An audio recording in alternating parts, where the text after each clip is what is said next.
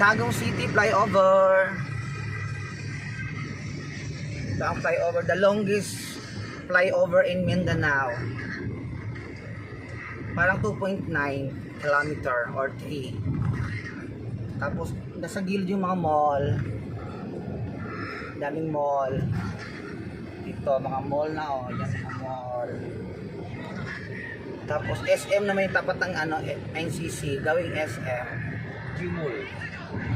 Gmall, NCC Mall, tsaka yung isang mall na dito, daming mall. Daming mall dito. And soon SM, dyan sa may malapit sa may ano, McDo, yan ang, dyan ang SM. We got it all for you. Ito yung ano, oh, Gmall. Yan, Gmall. Mahaba tong Gmall eh. Yan oh, mahaba yung Gmall.